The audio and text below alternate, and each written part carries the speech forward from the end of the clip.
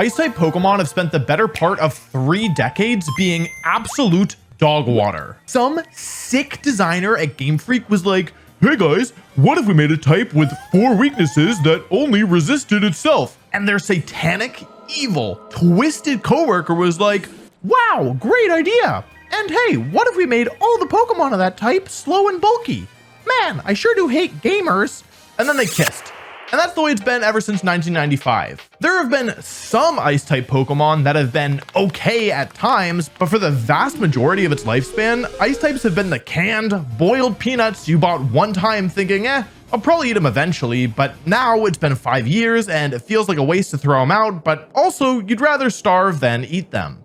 Which is why I made this video over a year ago before Scarlet and Violet came out. In it, I talked about how Ice is a really bad type and my recommendations for how I would make it better. For me, this was just a thought experiment. I didn't actually expect Ice to receive any major changes since, well, it never has before. So imagine my surprise when not only did Scarlet and Violet introduce multiple Ice-type Pokemon that people who aren't content creators would have a reason to use, but they also added one of the buffs to the Ice type that I'd recommended in my video. Obviously, this is just a coincidence. I seriously doubt that the big Pikachu himself actually watches my videos. What's more interesting to me, however, is that this buff that I recommended and that Game Freak actually implemented, well, it worked. For the first time ever, Ice has clawed its way out of the abyss at the bottom of the type chart and has finally become a respectable type. Before we can talk about this buff and why it worked though, we've got to talk about what was holding Ice back in the first place. Short answer, everything. Ice's defensive relationships are the worst out of all of the 18 types. It's got 4 weaknesses, which the good people at Game Freak decided to balance by giving it 1 resistance. And which type does Ice resist? Why, Ice, of course. You know, one of the worst types in the game. That'll surely be useful. The design reason behind this was probably because Ice is meant to be the glass cannon type, with the ability to hit 4 types for super effective damage. Unfortunately, Game Freak suddenly remembered how to balance the type chart and made 4 types resist Ice, making our glass cannon more of a trash cannon. Oh, brother! It doesn't help that for so long, Ice-type Pokemon were given stats that really encouraged them to be slow and bulky, which is, you know, in complete contrast to how their type encourages them to be played. Let's look at all the Ice-type Pokemon in the first 6 generations that were given fast and offensive stats. Now let's look at the Ice types that were designed to be slow and bulky.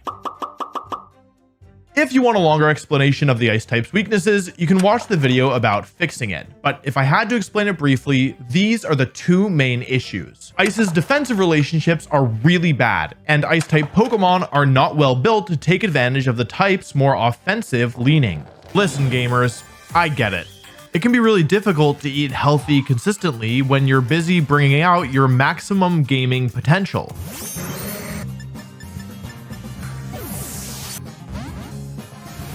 Why are we still here? Just to suffer? That's why the sponsor of today's video is Factor, a company that makes affordable, healthy meals that come together in minutes. If meal planning and prep work stress you out, Factor has what you need. If you have dietary restrictions, no sweat. Factor offers lots of great meals no matter your preferences, including vegetarian, vegan, calorie smart, and keto. With more than 27 meal options each week, there's something for everyone. Meal plans range from 4 to 18 meals per week, and you can add more or reduce the number depending on your specific needs. You can easily modify food preferences and skip a week if needed. Use my link or go to go.factor75.com and use code POGWolfeyNovember50 for 50% off your first box. Click the link in the description or scan the QR code with your phone. It does seem like Game Freak was trying to help Ice types more in recent generations. Gen 7 gave us a good Ice type in Alolan Ninetales, but it also gave us the monstrosity that is Crabominable, so I'd personally still send everyone who worked on Gen 7 to prison if I could. There were a fair few Gen 8 Ice types, but most of them, like Mr. Rime, Arctozolt, and Ice-Q, were disappointing. That is, until the DLC dropped. Glastrier and Calyrex Ice Rider were so good, you could almost believe they weren't ice types. Which brings us to Scarlet and Violet, and 3 major changes to our freezing friends. The first and most obvious buff that Ice-type Pokemon received is a reworking of the Hail weather condition. The way Hail used to work is at the end of every turn, any non-Ice-type Pokemon would lose 1/16 of their health. This might seem decent, but in reality, it isn't very high impact, and it also doesn't really help the player that set Hail up all that much. Since Ice is such a bad type, stacking a team with Ice types to take less damage from Hail is kind of like adding a bunch of airbags to a car without brakes. It's still gonna hurt when you crash. Because Hail has been so disappointing, I recommended changing it to be more similar to Sandstorm. Sun and Rain are clearly intended to be 2 sides of the same coin, with fire moves getting weaker in Rain and water moves getting weaker in Sun, and the 2 weathers having identical effects for their respective types and abilities on top of that. It makes sense then that the remaining 2 weather conditions would be counterparts as well. And though both Sand and Hail damage Pokemon at the end of every turn, Rock-type Pokemon receive a special defense boost in the Sand, whereas Ice-type Pokemon receive Squat in the Hail. But in Scarlet and Violet, Hail was changed to Snow. In Snow, Pokemon no longer receive passive damage at the end of each turn. Instead, Ice-type Pokemon get a 50% increase to their defense stats, finally making Snow the counterpart of Sand. This helps Ice-type Pokemon out tremendously because it directly addresses both of the major issues that Ice types have. Ice types lack resistances, but resistances are a little less important when you can cut the damage output of all physical attacks that you receive. It's also great for the slower, bulkier Ice-type Pokemon. Previously, despite these Pokemon being clearly designed as tanks, they weren't able to actually function in that way because Ice's multiple weaknesses and soul resistance didn't give them enough staying power in battle. With Snow, these Pokemon suddenly become significantly harder to get off the field. Keep in mind that you're getting more value from Snow's defense boost the higher your defense stat is to begin with.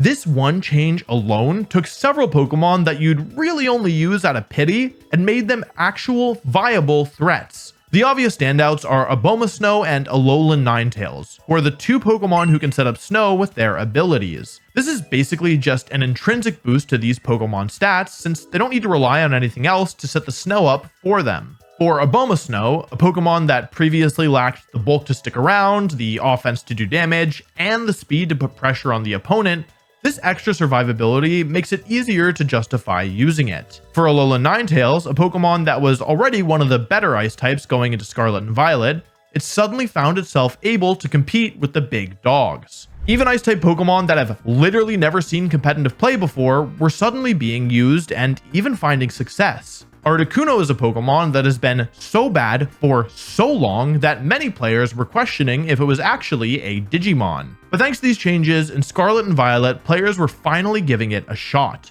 With its Snow Cloak ability, it becomes much harder to hit when Snow is active. And with the new defense boost, it was able to actually take advantage of its respectable bulk for the first time ever. But saving the Ice types of yore wasn't all these new games did. Scarlet and Violet shattered a rule hitherto thought to be completely unbreakable. Every Ice type they added was actually good. How Ice types have worked for every prior generation was, first and most importantly, create the worst Ice type Pokemon you can think of. Next, add a couple bulky Ice types that will definitely not get any use. Lastly, if you feel like it, try and make an Ice type that has about a, 20% chance of actually being good. What's strange is that this clearly functional process didn't affect Paldea. All 4 of the new Ice-type Pokemon that they added are actually good. Titan is clearly the worst of the group, but finding the worst Ice-type from Generation 9 is like finding the worst chocolate-covered raisin in the Costco gigantic chocolate-covered raisin jar. It's still good. Titan falls into the bulky Ice-type category, but don't let that fool you. It has a ton of tools that offset the mediocrity we've come to expect from this class of Pokemon. First, it has absolutely unbelievable stats. Its HP is the highest of any new Pokemon added in Scarlet and Violet.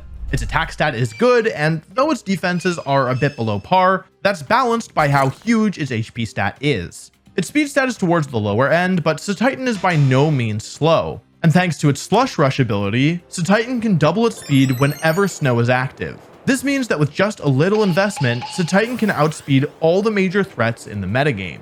Titan has another way of getting around its low speed stat, even if you don't have a way of setting up snow. It's Ice Shard, a relatively weak move that has increased priority, allowing it to move before most other attacks. You're probably thinking, but Wolf, I don't want to use a move that's weak. Don't you ever interrupt me again.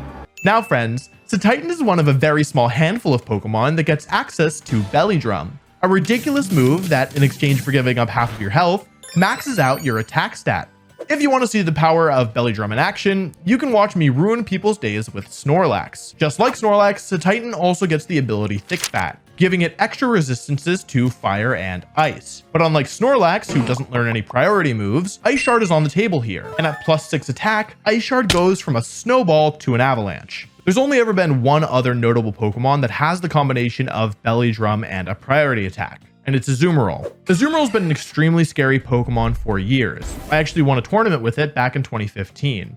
And even though its attack stat is higher than Titan's, its bulk is a lot worse. I think in the right format, Titan can absolutely be a major threat. Titan didn't see a ton of competitive play in Scarlet and Violet, but that's largely due to the early months being dominated by Murkrow, which is a sentence I never thought that I would have to say. Dondozo was one of the major threats of the early formats of Generation 9, and Murkrow with Haze to remove all of its stat boosts was a very popular counter. Unfortunately, Haze also served as a hard counter to Titan, thanks to Murkrow's Prankster giving it priority, allowing it to remove Titan's boosts before Ice Shard could KO Murkrow. Even though Murkrow isn't really a thing anymore, the power level of the format has grown a little bit too much for Titan to be a major threat, but I wouldn't be surprised at all to see it doing well in future formats when new games release. And of our 4 new ice types, Titan is the only one that can't really hang with the big dogs. The next best ice type, Baxcalibur, is meaningfully better than Titan, and that's saying something since Titan is not bad by any means. Baxcalibur is just built different. It's got the second highest attack stat of any of the Paldean Pokemon, second only to hero form Palafin. Its high HP and good defense stats makes it very tanky, and its speed stat puts it comfortably towards the middle of the field. On top of that, Baxcalibur has both a signature ability and a signature attack. Its ability, Thermal Exchange, is basically just the upgraded version of the ability Water Veil. Water Veil only prevents burn, which Thermal Exchange also does, but on top of that, if Baxcalibur gets hit by a fire type move, this ability gives it an attack boost. Since Baxcalibur's attack is already as high as Landorus Therian's, my professional opinion is to not do this if your opponent has Baxcalibur. Its signature attack, Glaive Rush, is equally powerful. It's 50% stronger than Dragon Claw with 100% accuracy. This is way stronger than a normal attack, so of course there's a catch. The downside of using this move is if you hit something with it, all damage Baxcalibur takes is doubled until the next time it moves. Now, this might seem like a pretty major drawback, but in reality, it's quite manageable. That's because you can easily get around it by using priority moves. Not only does Baxcalibur learn the always useful Protect, which can be used to both keep it safe and shrug off Glaive Rush's downside, it also gets Ice Shard. While Baxcalibur doesn't have the ability to take clean one-hit KOs with Ice Shard like Titan does, it's still a good move that can be used to finish off low HP foes or combo with a fast partner's attack. The last reason Glaive Rush's downside isn't that big of a deal is because of Baxcalibur's speed stat. Because it's slower than a lot of the more common threats in the game, Baxcalibur will often be the last Pokemon attacking on a turn. While for most Pokemon this would be a weakness, Baxcalibur actually benefits from being the last to move because it can use Glaive Rush without fearing a slower Pokemon doing double damage in the same turn, and can then cancel out the negative effect with an Ice Shard or Protect. Baxcalibur also benefited a ton from 2 brand new items introduced in Scarlet and Violet. Clear Amulet prevents its stats from being lowered, meaning if it ever gets an attack boost, there's no way to lower it again without knocking it out or forcing it to switch. Baxcalibur can also use the Loaded Dice item, which causes all multi-hit moves to hit a minimum of 4 times. Combine this with its moves Icicle Spear and Scale Shot, and you get very high power moves that can even KO Pokemon holding a Focus Sash and just do tons of damage in general. Baxcalibur won 1 of the 3 international level tournaments this season, despite not being the most popular pick overall.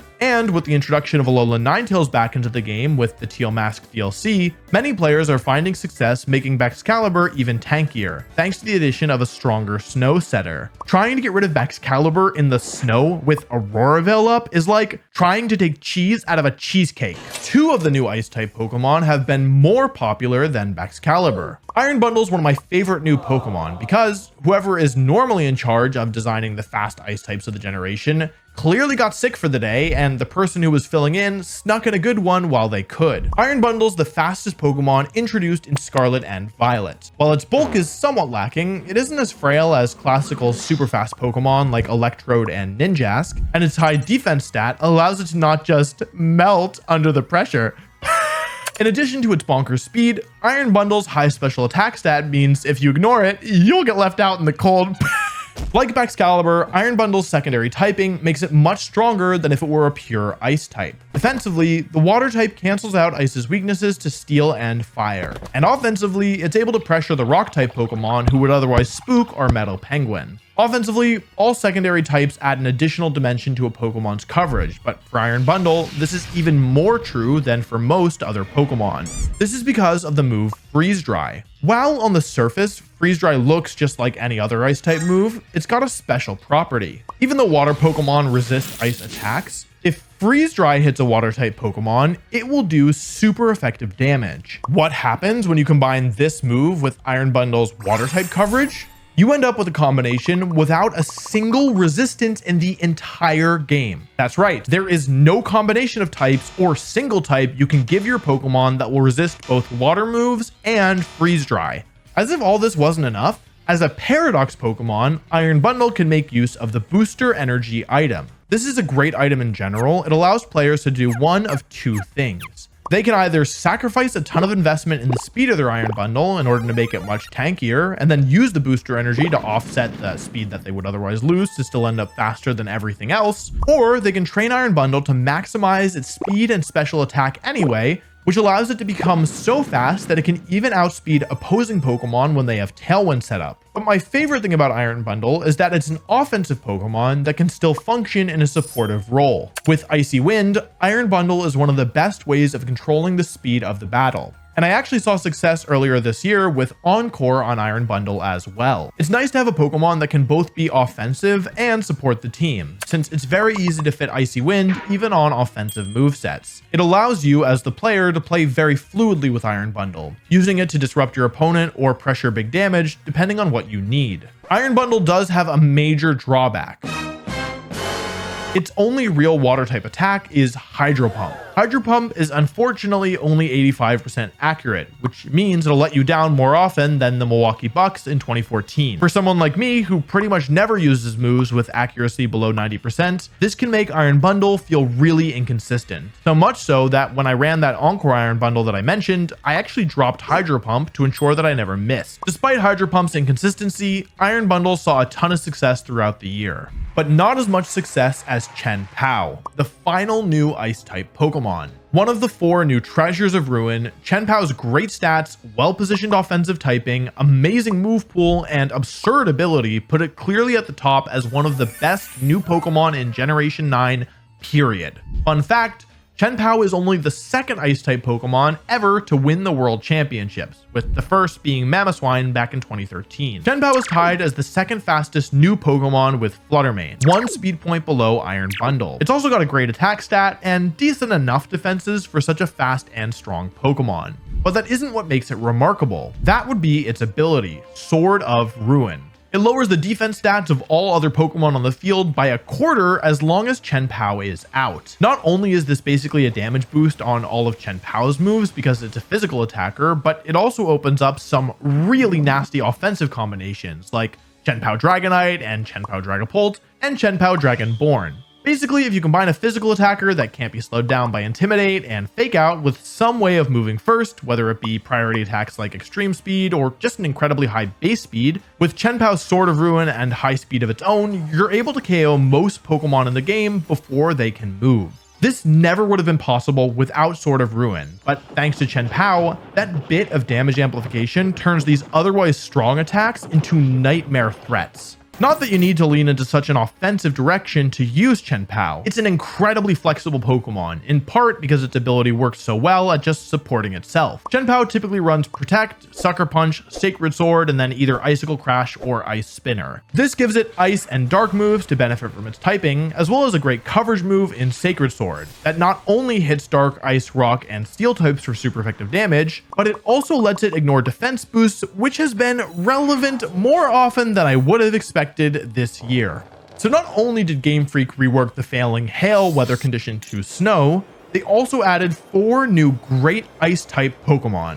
And there's one more major buff that Ice-type Pokemon received as of Scarlet and Violet, though it isn't immediately obvious. I'm talking about Terastallization. This might seem like a weird thing to bring up when talking about buffs for Ice types. I mean, all Pokemon can Terastallize, but Ice-type Pokemon on the whole benefited more than any single other type in the game from Generation 9's unique mechanic. The reason has to do with how Terastallization works. When you Terastallize into a type that isn't a type that you already are, you keep all of the original offensive benefits of your types, gain a new offensive boost to whatever you Terastallize into, and replace all of your original defensive relationships with whatever the new type's defensive relationships are. In other words, Terastallization keeps your offense mostly the same, but it changes your defense completely. See where this is going? Ice types are strong offensively. It's defensively where they really struggle. Terastallization then is the perfect tool. Change your defense completely and keep your offense as is. Ice benefits more than any other type in the game from this because it's the most lopsided when it comes to offense versus defense. You might expect the type that benefits the most from Terastallization would be the worst type in the game, since it's the most incentivized to change its type in the first place. In my opinion, that would be Bug, but the thing is that Bug has the opposite problem as Ice. Defensive resistances to Grass, Ground, and Fighting are all very relevant in the current format, but Bug only hits 3 types for super effective damage, and none of them are incredible top tier types. While Terastallization does allow Bug types to improve their offensive dimension by a little bit, it isn't as high value compared to Ice types that can completely change all of their weaknesses and resistances. Of course, this buff only matters for Generation 9.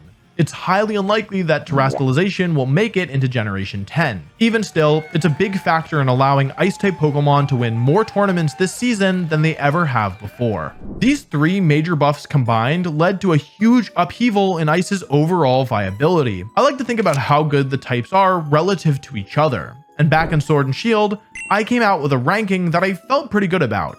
I placed Ice at 17th out of 18 types, second to the bottom only behind the Bug type. But when Scarlet and Violet came out, it was obvious that my old rankings were outdated. So once again, I sat down and ranked every type in the game. And to my shock, I found that I couldn't put Ice any lower than 12th overall. This is an enormous jump in viability, but it makes sense when you consider just how much love Ice types got in Scarlet and Violet. And I think it's really cool. Ice has been one of the worst types since the very beginning of the series, so to suddenly make major changes and have them pay off, I gotta give props to the developers. It makes me wonder if maybe in future generations, Bug type Pokemon will get some love. I think most of the other types are fine as they are, but Bug has been really struggling for years now. For now, I'm just glad Ice types can finally be put on a team again without my friends feeling like something is wrong in my personal life. In conclusion, I guess all I'd like to say is, Ice job, Game Freak.